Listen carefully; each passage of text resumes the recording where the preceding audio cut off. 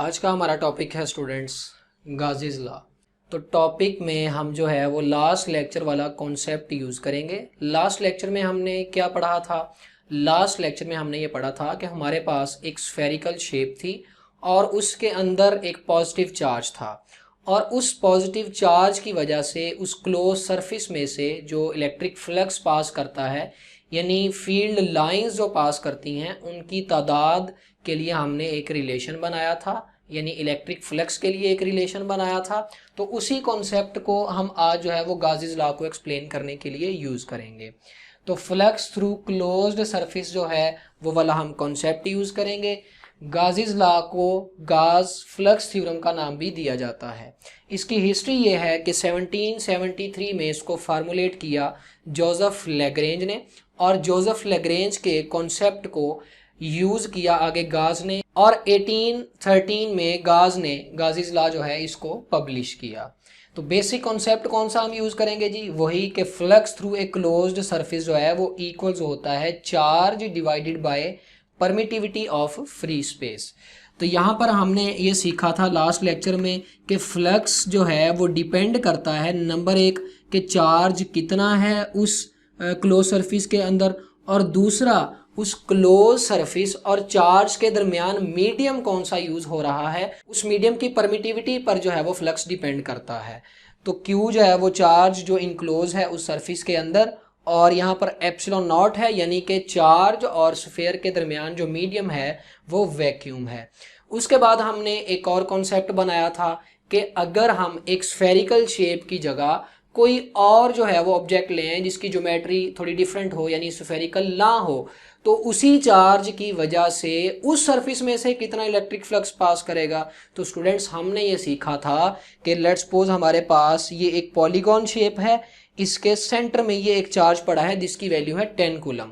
मैं सपोज कर लेता हूं कि ये 10 कूलम चार्ज जो है इससे 20 लाइंस जो हैं वो निकलती हैं, तो वो 20 की 20 लाइंस इस पॉलीगॉन में से पास करेंगी, यानी इस क्लोज सरफेस के थ्रू फ्लक्स की वैल्यू क्या होगी? 20 होगी। अब अगर मैं इस चार्ज के अराउंड जो है एक ऐसी सरफेस ले आऊं जो पॉलीगॉन ना हो, उसकी मतलब थोड़ी शेप डिफरेंट हो, फॉर एग्जांपल मैंने यहाँ पर रेक्टेंगल ली है, तो रेक्टेंगल के केस में क्या होगा स्टूडेंट्स? इसमें भी चार्ज जो है वो 10 कूलम का है, तो इस 10 कूलम के चार्ज से यहाँ पर भी 20 लाइंस निकलेंगी और वो 20 लाइंस जो हैं वो इस रेक्टेंगल में से पास करेंगी। तो पॉलीगॉन में से कितनी लाइनों ने पास किया था? 20 लाइनों ने जो इस चार्ज से निकल रही थी, और इस रेक्टेंगल में से कितनी लाइंस ने पास किया? 20 लाइंस ने। इसी तरह अगर मैं एक स्फेरिकल शेप ले लेता हूं तो उसमें से भी इस चार्ज की वजह से 20 लाइंस ही पास करेंगी, यानी कि इलेक्ट्रिक फ्लक्स जो है वो चार्ज और परमिटिविटी के अलावा किसी और चीज पर डिपेंड नहीं करता। तो गाज़ीज़ लॉ को एक्सप्लेन करने के लिए हमने सबसे पहले ये सपोज किया है कि हमारे पास ये इर्रेगुलर शेप है एक, और इसमें ये चार्जेस जो हैं ये डिफरेंट जगहों पर जो हैं इनको डिस्ट्रीब्यूट किया हुआ है। तो हमने n चार्जेस पोज किए हैं जी, Q1, Q2, Q3, Qn charges हैं जो इस शेप में रैंडमली डिस्ट्रीब्यूट कर दिए गए हैं। फॉर एग्जांपल ये Q1 है, ये Q4 है, ये Q8 है और ये Qn चार्ज है यानी nth चार्ज है। अब इन तमाम चार्जेस की वजह से इस सरफेस में से इलेक्ट्रिक फ्लक्स की वैल्यू क्या होगी, हमने वो फाइंड करने के लिए रिलेशन बनाना है। तो स्टूडेंट्स इस सरफेस में से फ्लक्स Q1 की वजह से भी पास करेगा, Q2 की वजह से भी पास करेगा, Q4 की वजह से भी पास करेगा, यानी सब चार्जेस की वजह से जो लाइंस प्रोड्यूस हो रही होंगी वो सब की सब इस सरफेस में से पास करेंगी। लिहाजा इस सरफेस के थ्रू जो टोटल फ्लक्स होगा वो इक्वल होगा flux due to charge 1 plus flux due to charge 2 plus flux due to charge 3 और इसी तरह flux due to charge n, यानी सब चार्जेस की वजह से जो फ्लक्स होगा उसको ऐड करने के बाद हमारे पास टोटल इलेक्ट्रिक फ्लक्स आ जाएगा जो इस सरफेस में से पास कर रहा होगा। तो क्लोज्ड सरफेस के थ्रू जो इलेक्ट्रिक फ्लक्स है उसकी वैल्यू फाइंड करने के लिए हम ये वाला फार्मूला जो है वो उसको यूज करते हैं। तो मैंने फाई 1 की बात करनी है, अगर phi 1 electric flux due to charge 1, इसलिए मैंने इधर Q की जगह पर Q1 लिख दिया और डिवाइड में हमारे पास आ जाएगा एप्सिलॉन नॉट।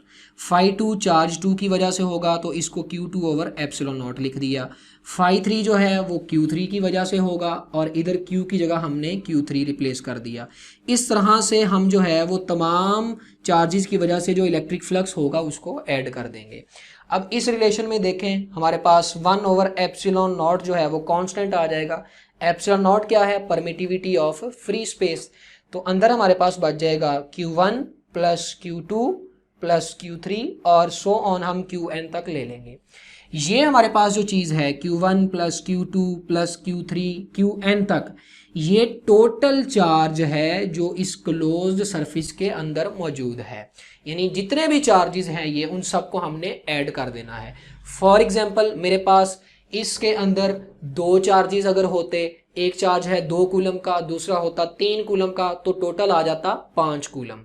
तो टोटल चार्ज हमारे पास होता 5 कूलम। और अगर इस सरफेस के अंदर एक चार्ज होता 10 कूलम का और एक होता -5 कूलम का, तो टोटल चार्ज कितना आता स्टूडेंट्स? टोटल चार्ज आता 10 - 5 डेट इज 5 कूलम। तो उस 5 कूलम की वजह से जो इलेक्ट्रिक फ्लक्स था वो हमारे पास इस सरफेस में से पास करना था। तो ये हमारे पास है total charge enclosed by this surface. तो इसको मैंने कैपिटल Q के साथ रिप्लेस कर दिया है। तो रिलेशन आया phi E is equal to 1 over epsilon naught और ये टोटल चार्ज है।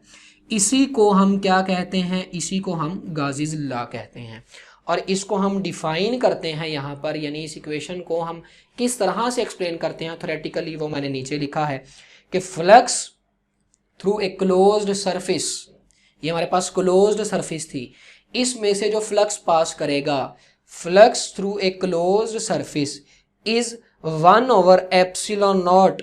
यानी 1 ओवर एप्सिलॉन नॉट को हम मल्टीप्लाई करवाएंगे टोटल चार्ज के साथ। तो ये जो मैंने अभी लाइन बोली है 1 ओवर एप्सिलॉन नॉट को मल्टीप्लाई करवाएंगे टोटल चार्ज के साथ, इसको हम लिखते हैं 1 ओवर एप्सिलॉन नॉट टाइम्स मतलब मल्टीप्लाई करना है उसको किसके साथ? टोटल चार्ज के साथ। फॉर एग्जाम्पल चार्ज और सरफेस के दरमियान जो मीडियम है वो फ्री स्पेस है, तो उस सरफेस में से पास होने वाला इलेक्ट्रिक फ्लक्स कैसे मिलेगा?